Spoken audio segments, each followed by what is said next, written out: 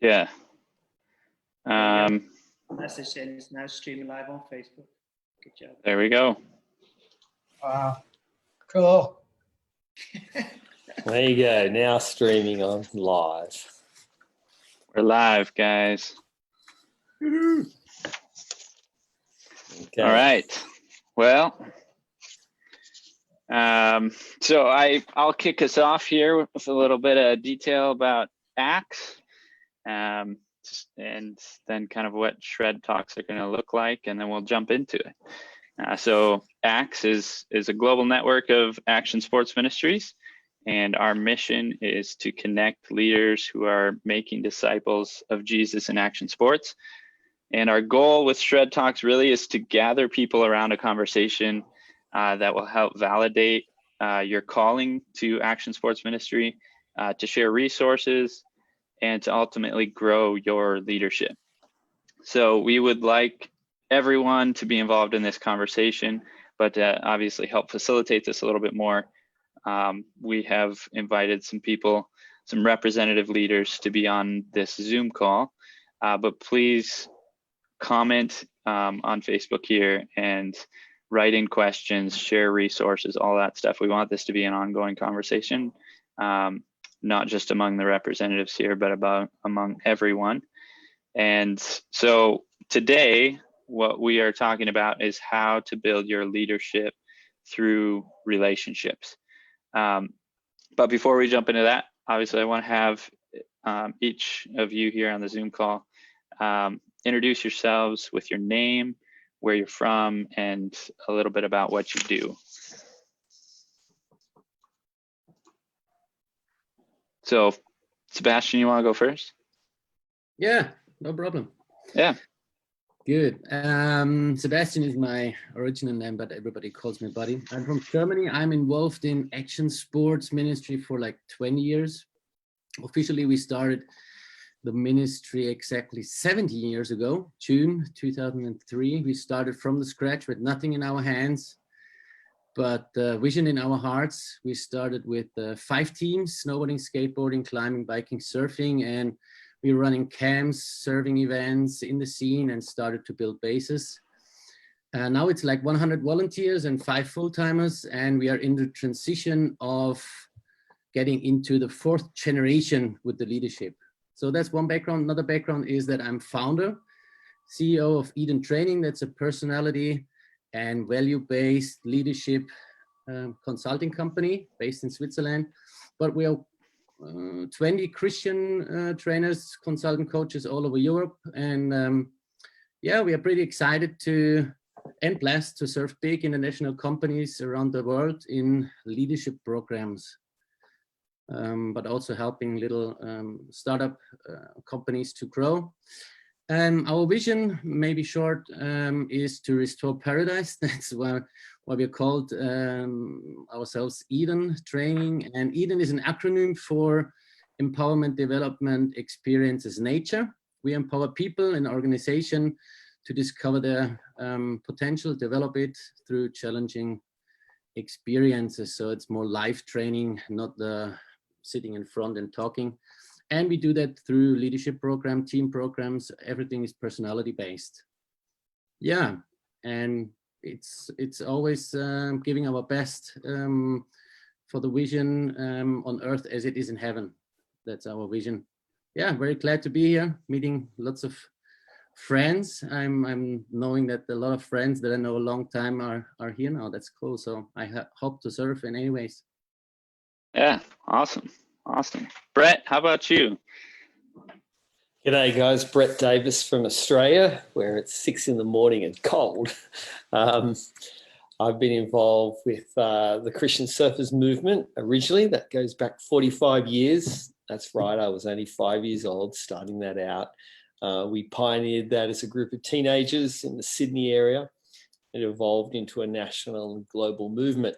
I live just south of that city of Sydney with my wife and 3 kids who've now grown up and are involved in a whole bunch of different activities. My passion for starting Christian Surfers was I came from an unchurched family myself. the world of my action sport of surfing and the world of church and Christianity were worlds apart. And so when I met my first 16-year-old Christian who was also a surfer, it had profound impact on my life, which led me to follow Jesus. And I wanted to do that for the same for my surfing friends, and been very interested in encouraging other people to find their calling, utilizing their action sport as well. So that's me, Johnny.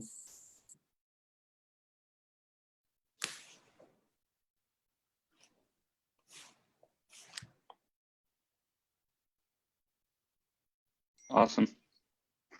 Eddie, do you want to jump in, introduce yourself? Sure. I live in the state of Florida. Have been involved in sport-related activities and ministry for 6 decades almost. Pioneered a lot of professional sport in the NBA and basketball and the National Football League, and also in Major League Baseball in America, and then traveled the world to help start indigenous sports ministries. Very involved with Brett and networking on the action sports side. Like Brett, my background, I had no knowledge of Christ whatsoever until I was 20 years old. So when I came to faith, it was a life-changing, totally life-changing experience that shocked my entire family. And it's been a joy to walk with the Lord and walk in the world of sport for all of this time. Eddie's an extreme golfer. Right. Yeah. Very extreme. Andre, how about you? You want to introduce yourself a little bit? Yeah, thank you, Johnny. I'm Dad from Brazil here. After Brett, I am the youngest here, and I'm really excited about this theme of leadership, and I'm here more to learn with you guys and share a bit what I have learned recently in leadership and sports. Yeah, but very exciting to be here. I work with sports movement in Brazil and just connecting people who love sports, who love Jesus, and want to serve through that. So basically that, and I'm in São Paulo, Brazil. Awesome. Dean, how about you want to introduce yourself, what you do? I do, and I guess I'm the oldest person here on the call. Oh, brother. Hi, everyone. Greetings from Vancouver, Canada. Sorry, I just got to take this off so I'm not yelling. I'm not driving an airplane. But I live in Vancouver, and I've been skateboarding for a long time. And I currently work for a youth organization called Young Life of Canada. And it's an international organization, and Canada is a unique expression of that larger organization. And within Young Life, we have a very unique expression called Skate Life. And Skate Life actually started, I was one of the founding members of it. Me and a bunch of buddies, we were all skate rats. I started as a youth pastor at a church. The church was really excited about seeing a skateboarder come in and convert all the skateboarders in town. And they didn't get converted, so I got fired. But it started this really unique ministry to skateboarders. And after a couple of years of doing that, we found a home in Young Life of Canada. And that's carried us on for probably over 26 years now. We have 25 different ministries across Canada, and we have connections with different organizations and skate communities around the world. We do regular trips internationally. It's a staff team of about 8 of us with Skate Life, and I've recently given it over to my senior staff guy. So he does the operations from a city named Calgary, and I do all the big projects, our capital projects and international work and things like that. So I grew up in a pretty standard working class home in the suburbs of Vancouver. My parents had strong personal faith, and I was never really involved in team sports, but I never knew skateboarding. I didn't really get into skateboarding until Lance Mountain came and visited the college that I happened to be at, and we organized an event, and I got to know him and he actually lent me a pair of shoes to skate in, and that was my first touch of skateboarding. So that was kind of a fun way to learn. And anyways, that brought me to here. So here I am. I'm married. Cool. Beautiful wife, Heather. She's an artist, and 2 amazing boys. They both skate. So I had a really good Father's Day / go skate day. Yeah. That was sick how that lined up. Yeah. That's awesome. Phil, you want to share? Introduce yourself? Sure. Hi, guys. Good to hear your story, Dean. I didn't know about the Lance Mountain visit. Very cool. Yeah, my name's Phil. I'm British. Married for 22 years. Got 3 boys. They all love action sports, the snowboard, skate, surf. Practice parkour quite a lot. That's a big part of my ministry at the moment. I have a long-term vision to create a holiday center, like a camp that basically is like this teenage adrenaline junkies nirvana that screams like play on me. And I just, since I worked in a holiday center as kind of like a camp counselor, I guess you'd call it if you're for American viewers. And just in that atmosphere of playfulness and joy, saw a lot of people respond to the gospel, a lot of young people. And it's kind of a feeling from that moment that I wanted to be part of wooing people into the kingdom, not through fear, but just through sharing, you know, how good and great life could be with young people. And so that led me on a quest to design spaces. One of my passions is architecture. My other passion is action sports and to communicate God through architecture, through spaces. Got to run an action sports center in Switzerland for 7 years, and currently living in Italy and organizing all sorts of tours and events, but particularly with parkour, building parkour parks, etc. Been part of this global facilitation team for a while, and it's just great to be connected with a group of guys that are sort of similar position as me, leading ministries, etc. For all you young leaders out there tuning in, yeah, there's something really special about connecting with guys that share similar passions and maybe have been once or twice around the block and can share some of that with you. I've learned from these guys, and hopefully those listening can learn from us. That's me. Awesome. Thanks, guys. Well, I'm Johnny, and I'm going to be hosting our call here. I run JSAWS, an action sports ministry. We're in Minneapolis, Minnesota, here in the U.S. And yeah, I've been doing it for 16 years. We do wakeboarding, wake surfing, skateboarding, snowboarding, all that kind of stuff. And we have an indoor skate park and shop, and just reach out to our local community.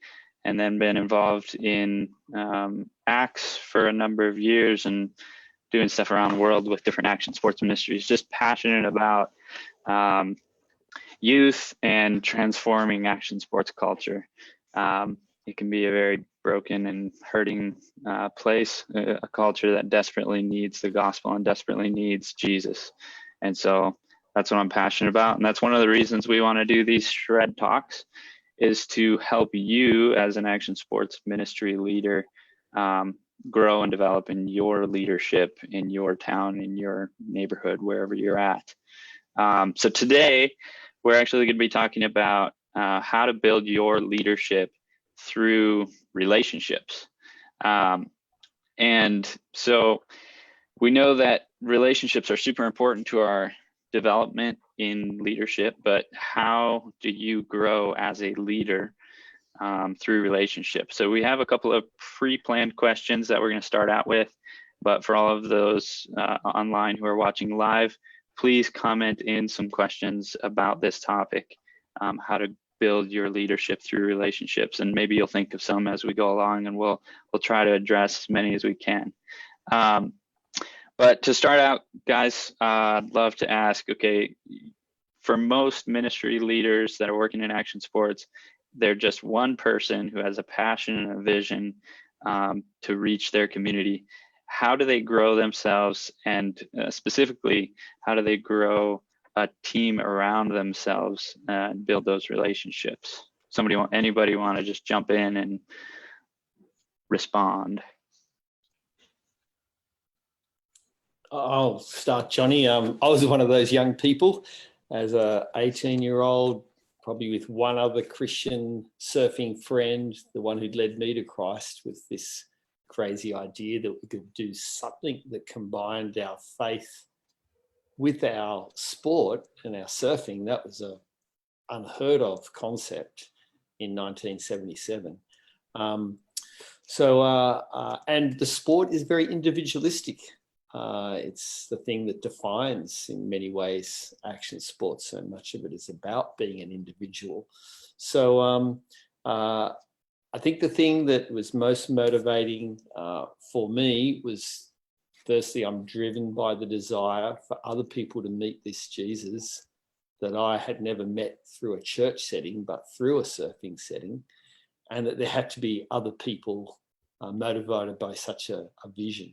So certainly I'd say that was just having, sharing that vision and building those relationships, all very organic, but vision and relationships was everything that kickstarted my first team. Simply sharing that vision and the relationships we had together.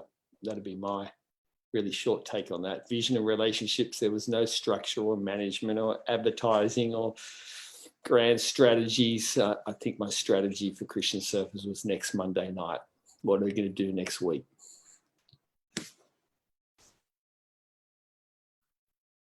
Yeah, maybe I can jump in a little bit in response to what Brett just said.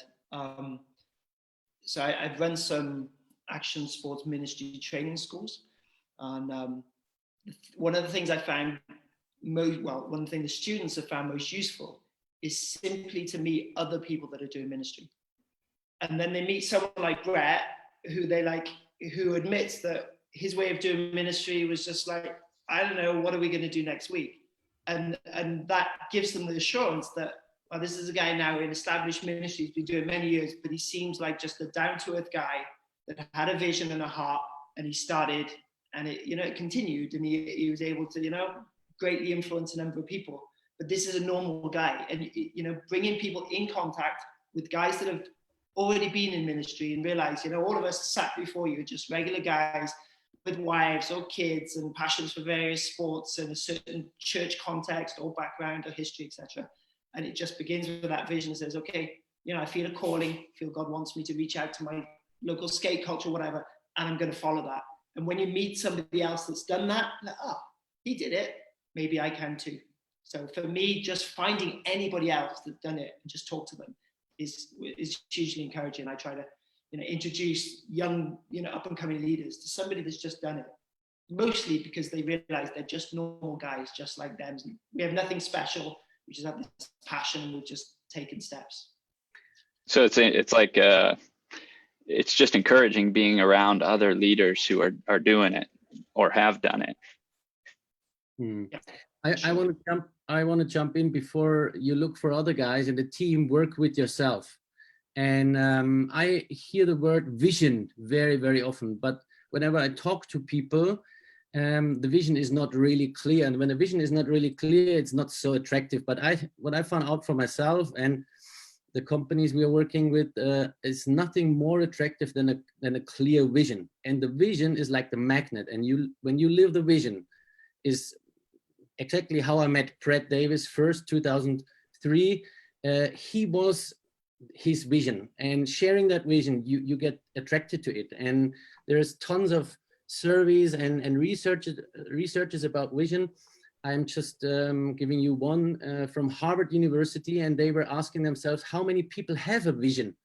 And they did the research over 10 years, and they found out 83% have nothing like a vision. Only 14% have a vision that is something in their mind, something that is clear, but not so clear that it is on a paper. This is only the 3% of people that have a clear vision on paper, and it's a business research. These 3% people, they were 10 times more successful money-wise, but I think we can also put it into a Christian life, maybe not with the money, but with the success we have in God's kingdom. I wanted to be a person who has a clear vision, and for me, what I learned is this vision is attractive, like a magnet to others, and then you share it, and others get involved into it.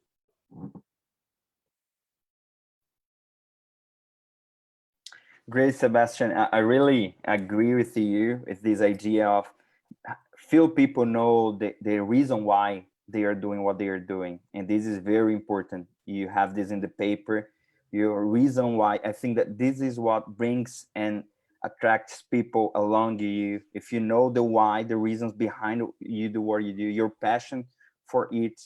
But also at the same time, I think that we need to allow people to dream together with us and to build together whatever the vision is. So I have the reason why and know my passion, but I allow the team and I allow like young leaders coming along me to dream together and to create future together. So I think that there's this balance of have a vision, but not have a very structured enough vision that no one can jump in and dream together with you. So I think that this is the balance that we need to find.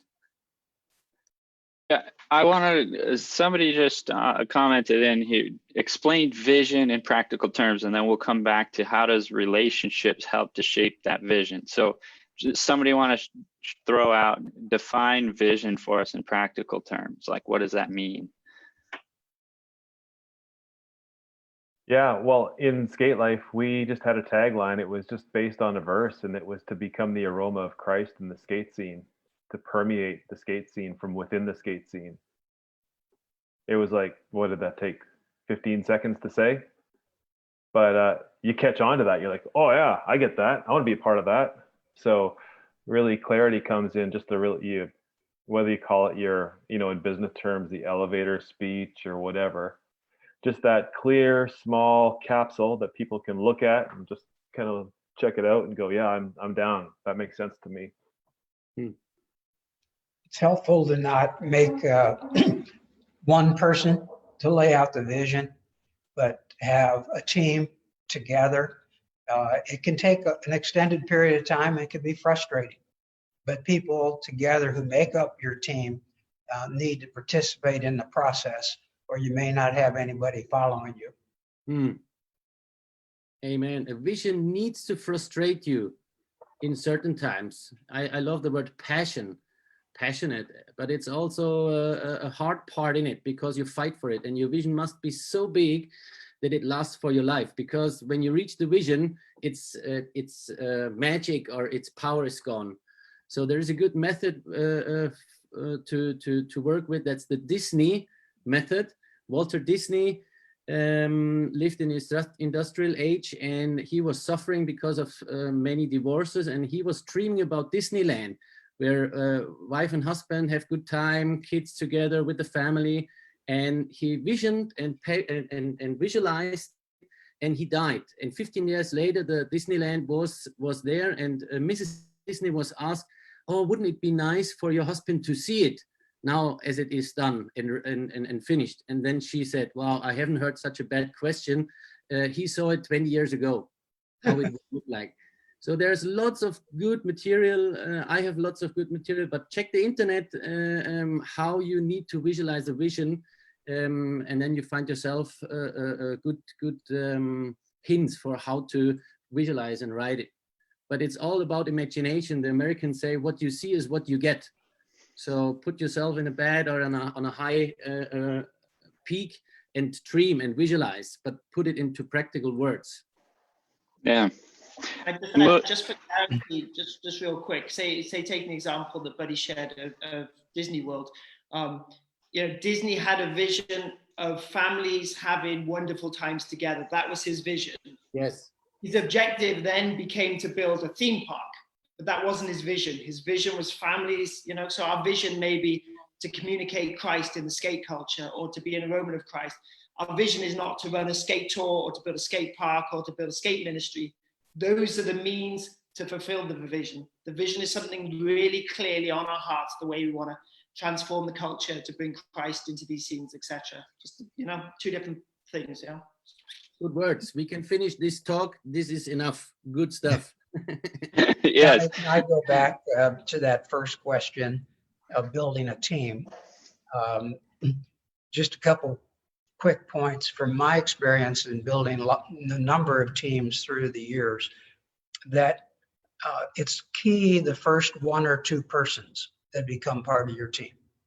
They need to be very attractive as far as the vision, as far as their level of passion and their commitment. And I've always found that those one or two persons should be better than me. If I'm recruiting people to a team who I can boss, it's never going to be a team. They need to be people that are really gifted, very passionate, and better than you. You're going to be very successful if you do that. So on that note, how do you find people? How do you find a leadership mentor or someone who's better than you to be on your team, especially when you're working in action sports, which is a lot of young people? I know, like for me, growing up, when I started JSAW, I was 16, and it was like, well, my friends are all 16 as well, and there's not a whole lot of people who are older than me that are doing action sports ministry. I found out that that was wrong, actually. But how do you find a mentor? How do you get someone who has more experience or has more skill to get engaged with you? How did that work for you guys?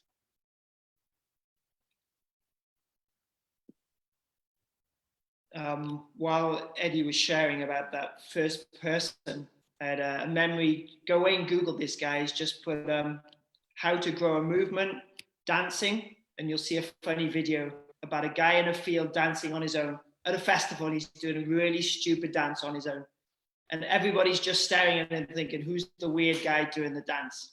And at some point, one brave person goes and joins him, and suddenly that guy who was a nut became a leader because of the courageous first person that joined him, and then more joined and more joined. And before you know, hundreds of people, and after a while, it's uncool not to join, and the whole festival joins and starts dancing. But the guy that made the movement was not the guy that started dancing. It was the brave first person that followed him. So one option, and for those that have already started a ministry, and that's might not be an option, they feel specifically called to their village or town, this may not be an option. But maybe at this initial phase, you might find another leader who's doing something very similar to you and go join them, go and help them. That would be one option to move into ministry and gain some wisdom and gain experience, and then to take that back potentially to a place that you really have a passion for. So that would be one option, place to find them. Good point, Phil. That was good. Yeah. And just about what Phil said, this is exactly what I did in 2014. Yeah, 2014. So I was like, I had a vision, I was ready to start, but no experience, no knowledge about how things work. So I joined another team with more experienced leaders.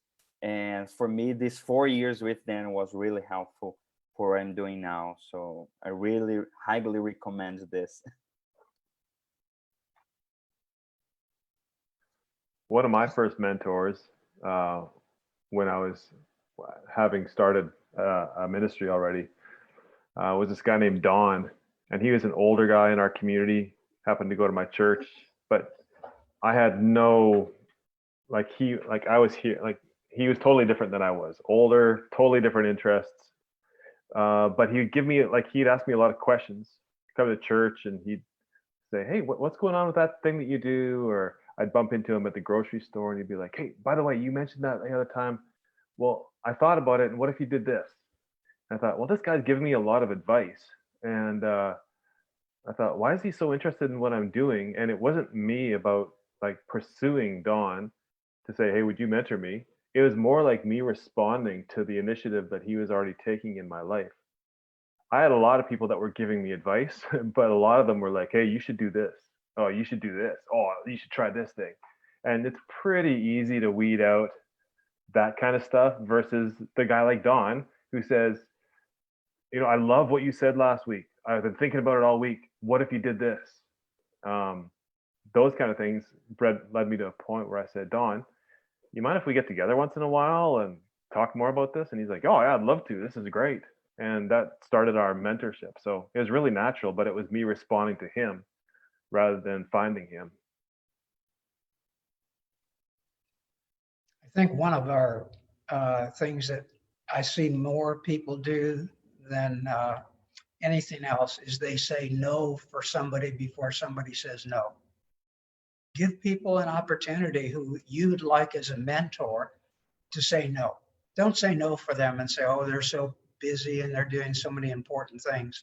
If you feel they're the right person, ask. If they say no, go on to the next person who's very gifted and invite them. I fully agree what you say, Eddie. People are honored. If you have attractive life, a good life, healthy life, if you are in shape and if your vision is clear, again, write down your vision. And when you have a talk with someone, you can share that vision. And whenever you find somebody who could be your mentor, like Eddie said, ask him. Don't hesitate, ask. People are honored to coach and mentor others, especially when they have the feeling, oh, wow, that's a person I really want to help and multiplicate and serve. Yeah. I had a mentor of mine that challenged me. He said, I've challenged each of my kids to do this, and I want to challenge you to do this. And his challenge was for me to go out once a month or once every other month, whatever the timeline was, but to sit down with someone who is in a different sphere than I was. So, find somebody in the airplane industry and go sit down with them and just ask them about their job, what they do, what they're passionate about, and just sit there and listen to them and learn to see what you can learn from them. And so that was a great challenge. And I've found that I've been able to develop relationships with people that I wouldn't have necessarily connected with, and get different perspectives that I wouldn't have necessarily seen or understood if I didn't go outside of my existing sphere or talk to people who I normally wouldn't take an interest in talking to. But thinking about that, what are some of the good characteristics of a good mentor and a good mentee? How have you seen that play out?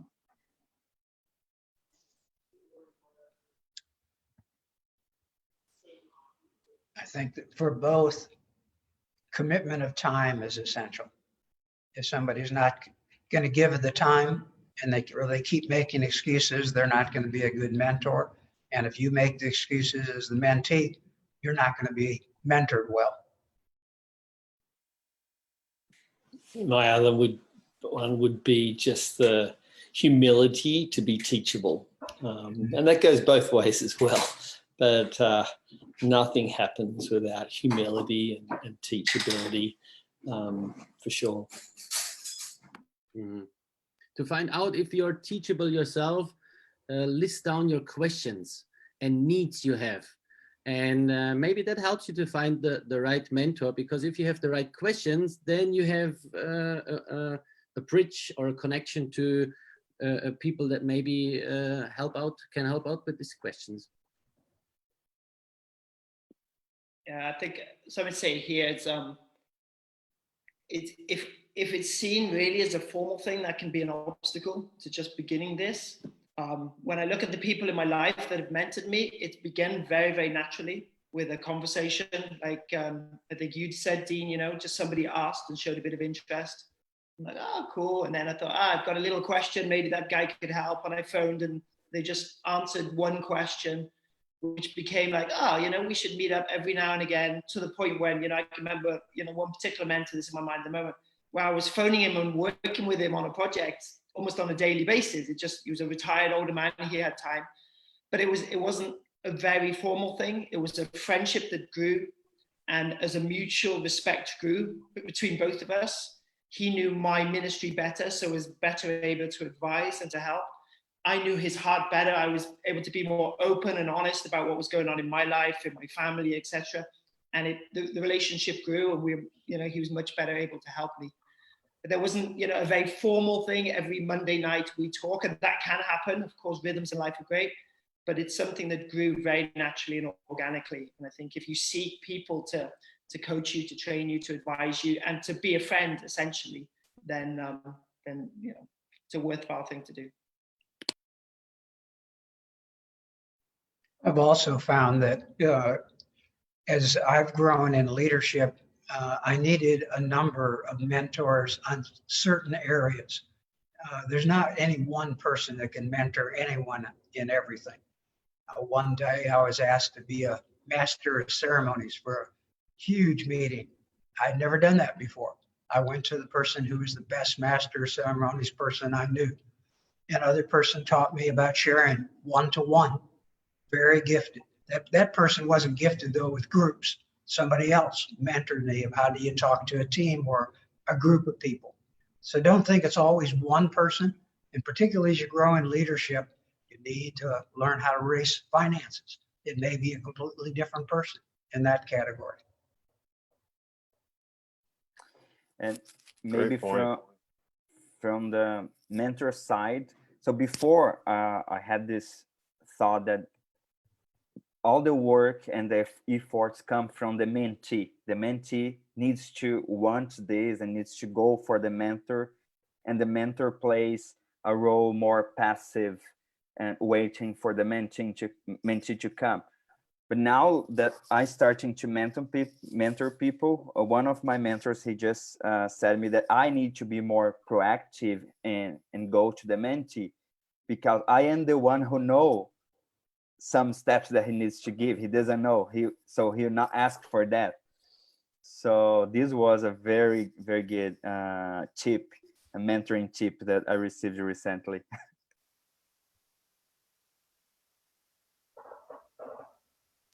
What other characteristics do you guys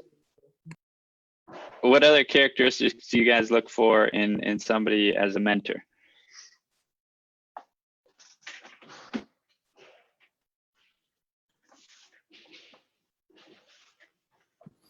I think there's a couple of aspects that can be, as Eddie was mentioning, mentoring in quite specific things. It can be a particular skill or you're a particular phase of development. So obviously looking for people who have some experience in that skill. There's another aspect of mentoring which is just more holistic. I'm looking for someone preparing me for the next life stage. And so I'm saying to people more, if you want a really healthy aspect of mentoring, do you have someone ahead of you, someone beside you, and someone behind you? Who's 10 to 15 years ahead of you preparing you for the next life stage or even leadership stage? Who's someone beside you walking your stage with you? And then who's a younger one behind you that you can really help out with? So that's a sort of three aspects of mentoring, which makes it very holistic. But just picking up on the idea of, okay, you can be mentored in a quite specific skill, or you can be mentored in more aspect of whole life.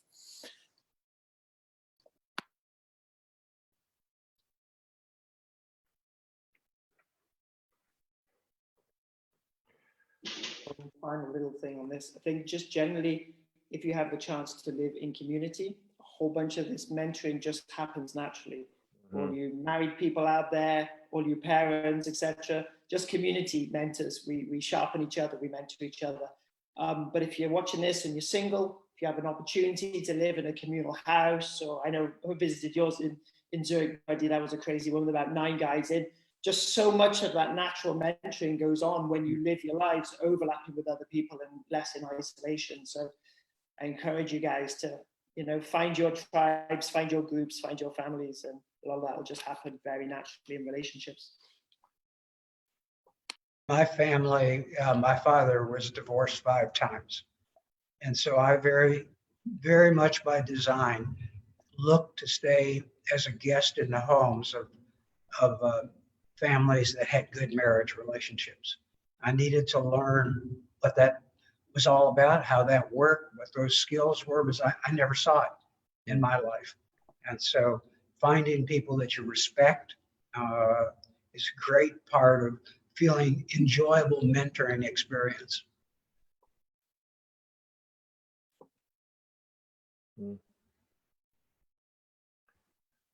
For me personally too, I thank God for the gift of his church, both globally, but also locally.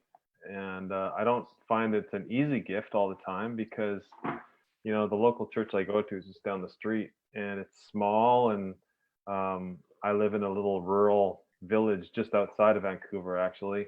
And a lot of the people are really different than I am. I'm an urban guy. I come from the city, and it's hard to get used to them. But there's a sharpening that goes on because of this great local expression of God's love in this community that I'm forced to live with, understand a different perspective. There's different ages. There's people way older. There's little kids. There's women, men, all kinds of diversity that's going on. And as we learn to live with each other, it becomes a great personal opportunity for me to understand how I can take that gift that God's given me in my local church and move it into my community where I work and where I influence others.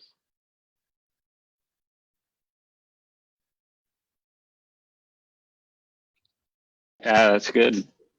We're getting lots of good feedback on our live stream here. So I want to thank you guys. People are chiming in and all kinds of stuff. We have just about 15 minutes left, and I wanted to talk a little bit about the speed of trust. I know Brett always talks about this. Everything moves at the speed of trust. So what are some key trust builders and trust killers in leadership? Maybe share some experiences that you guys have had in building trust with other people, and then maybe a time or two when trust was broken in a relationship and how that impacted your leadership. Very good question. Benedict from Nicaea, 500 after Christ, who started the Benedictines monks. He said, if you cannot lead yourself, you cannot lead others. So I think that's a very core aspect of leadership. And Stephen Covey, I suggest to you all to read this, one of the #1 leadership books, 7 Habits of Highly Effective Leaders. He spoke of a leadership pyramid, and he said the very bottom is being an example in life. Yeah. Amen. And it's very easy. That was all scripted. Yeah, paid promotion. Have you read it? Who read it? I read it many times. I have it No, I was asking Johnny. Yeah. Oh yeah, I did read it. And there's also a practical workbook to find out where you're good at and where not. But I just want to share one thing, the leadership pyramid. And he said the very bottom line, the big bottom line is being an example in life. And then the second one, building relationship. And then the little last part on the top is talking and explaining what you want or what you're about to do. And what I found out in business, the big trust killer is upside down. The pyramid cannot stand with talking and blah blah blah. So being an example in life, that will attract people to yourself and to your leadership, and then building relationship. And this is enough work already.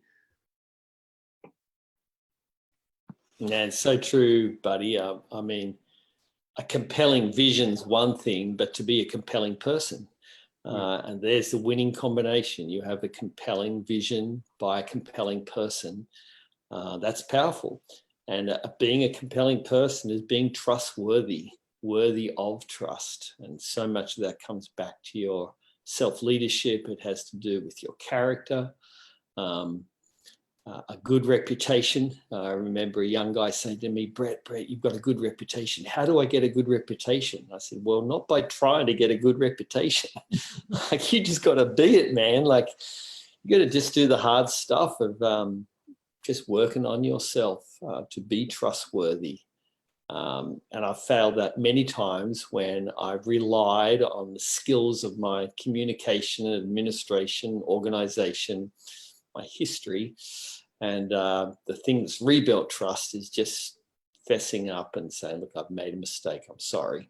And being a little more vulnerable. I used to think that being vulnerable would destroy my trustworthiness, but I found being honest and vulnerable actually salvages trust. So those would be a trust builder, a trust killer, and a trust restorer. One thing that I have applied, I just recently started a new team. So I am the oldest in this team. I am 28 and the youngest is 19. And one thing that I have applied is this idea of radical transparency.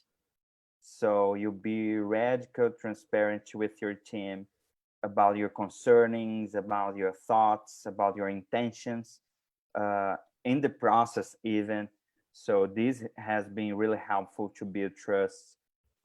And one thing that it brings also is there will be conflicts, and conflicts I think is part of it, because when you have no conflict, there is no trust, real trust. So what we have is this fake harmony where people use political ways and means to get things done. But then when we have transparency and conflicts, I think these build trust in the process. And there, of course, will be less conflict with the time, but the team will be made stronger. So For trust building, I've tried to follow what I term 100% rule. And that is I give 100% of myself to those that I'm in building relationships with. I'm not asking a 50-50. If you don't do something to reciprocate, then we're not going to have a trusting relationship. I don't find that to be helpful. I try to always give 100% to someone else and then see how they respond over a period of time. But it's not last time I did this, now you need to do this and reciprocate. That isn't a good way to build trust.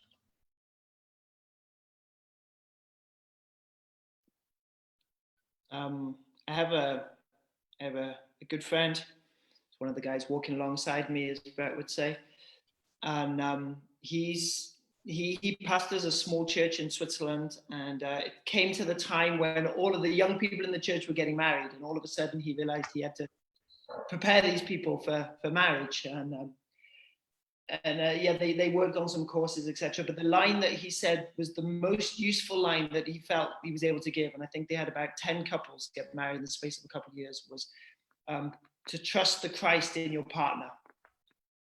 And there's something that really hit me this when I heard about this, and there's something like right now I'm looking at 8 faces on the screen here, and I can see Johnny and Brett and Buddy and stuff, yeah. And not only am I looking at them, but I'm looking at Christ in them. So I have a great amount of trust in them, because I know, yeah, Johnny may mess up and do something stupid or whatever, but I still know that Christ lives in Johnny, and I trust Christ to act through Johnny in a unique and wonderful expression of his nature in his ministry. And I trust that, and I'm excited to see what that is. And I hope, when Johnny looks at me, he knows that Christ is working through me, and I'm doing something completely different, but he can trust Christ is. And I think there's something really beautiful, knowing that in each of us, we're all united with Christ, we've all got Christ within us, and we're trying to just give him space to live through us and together with us, and that union in Christ that we all have. And once you see your mentee, your mentor, as having Christ within them, you see them through different eyes. And it really, for me, that's massively helped my relationships with both my wife, but with all the people I have relationship with, all the Christians, all the believers I know, to know that Christ lives in them, and I start to trust that Christ will work through them. That's a huge natural trust builder that we have before we even start talking, almost. Yeah, that's good. That's good. Yeah, that's amazing. I need to go on Facebook and start watching this crew. This is good. It's good stuff. I'm taking notes, writing stuff down here, but Me too. We have a few minutes left here, and what are some resources? I know, Buddy, you mentioned one, this book. What are some other resources that you guys have found to be really helpful in building your leadership through relationships or mentoring or trust building, that kind of stuff? This is a great book for that. Are there other resources that you guys have found? I wouldn't speak of, I don't know what resources particularly, but I have learned that if I give my trust in with key pastors or key leaders to someone else, it brings a wonderful response of building relationships. And if you're a leader and you give your trust away to other people, that's unexpected normally. Normally we protect our most valuable relationships, whether they're financial or they're a key leader, a pastor, sports leader. So giving away your trust is a different kind of resource.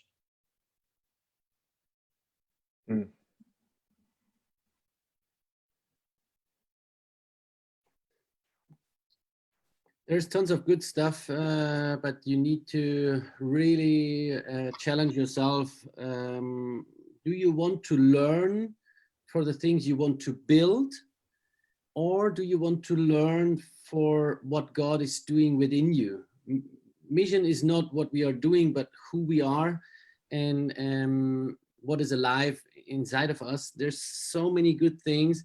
Today when I was praying, I remembered Steve Jobs' YouTube video, and I want to share that with you. Click into YouTube. It's called Stanford University, millions of clicks, and you can learn a lot by just watching that and what Steve Jobs says about leadership and how to be with yourself, even through failure or hard times. I mean, there's tons of good writers and resources, but you will find them. Just ask yourself, what is the next step, the next season God wants me to develop or to grow in? I have one that I'll share. This book has been a good tool for me, How to Win Friends and Influence People, by Dale Carnegie. Just about building relationships with folks and how to handle relationships and people. And there's a lot of stories in there, a lot of really practical stuff. So I found that book really helpful. And as I read this book, I actually recognized that my grandpa, who was super relational, super connected to all kinds of different people, like lived this book to a T. I was reading and I was like, this is my grandfather's life. And so it was really interesting to see that and then find out that he had read the book previously and tried to live it out. So I highly recommend I thought you were going to say that he was Dale Carnegie. Yeah. That would be awesome. Yeah, that'd be great. Hey, I'd recommend a couple of things.